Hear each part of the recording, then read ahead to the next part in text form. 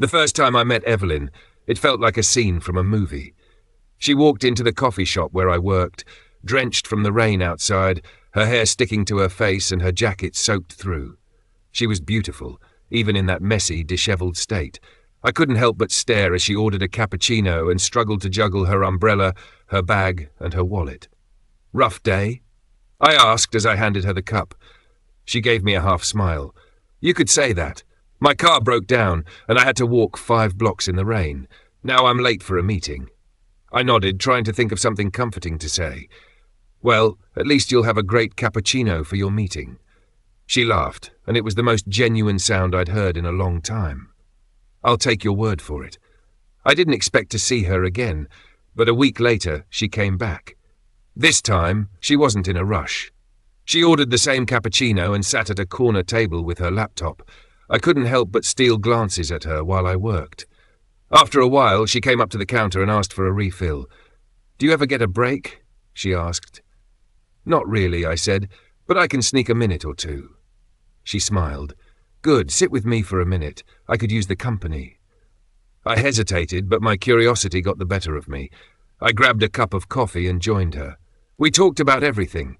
Her job as a graphic designer, my dream of opening my own cafe, her love of books, and my obsession with movies. Time flew by, and before I knew it, my manager was glaring at me from across the room. "I should get back to work," I said reluctantly. "Thanks for the coffee break," she said with a smile. After that, Evelyn became a regular. She came in almost every day, and we'd always find a moment to talk. She told me about her dreams of starting her own design firm, and I told her about my plans to save up for my cafe.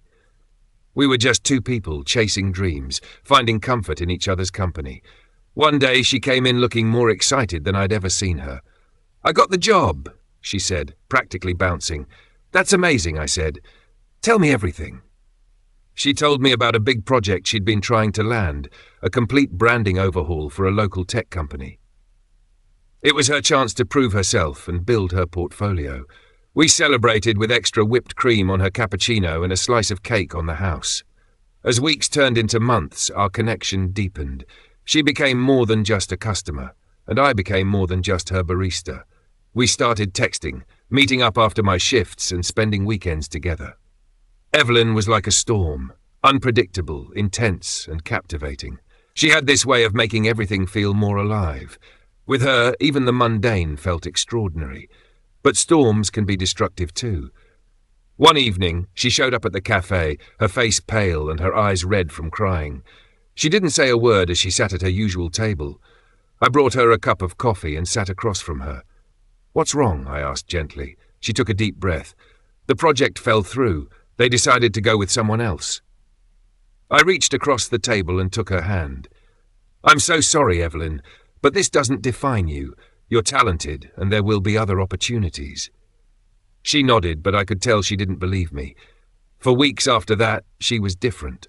She still came to the cafe, but the spark in her eyes was gone. She doubted herself, questioning everything.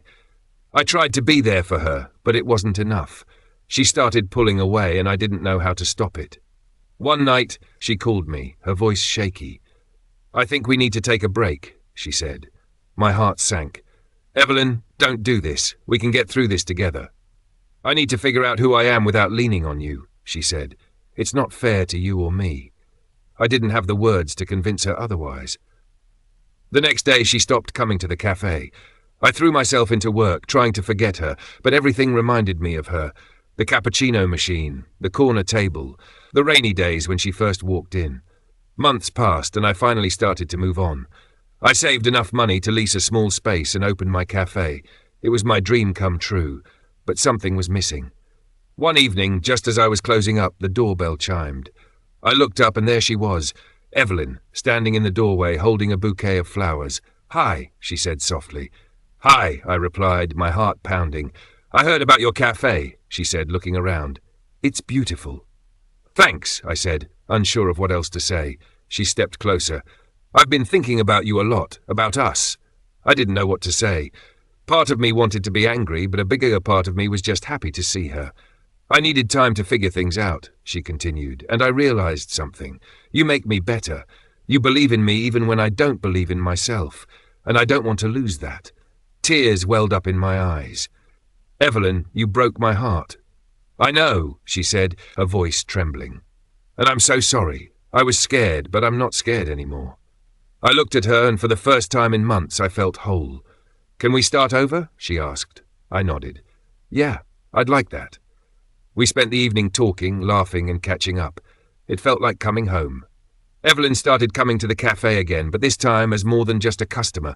She became my partner, in life and in business. Together, we dreamed bigger, worked harder, and loved deeper. Life isn't a movie, and love isn't always perfect. But sometimes, if you're lucky, you find someone who makes it all worth it. Evelyn was that someone for me, and this time I wasn't letting go.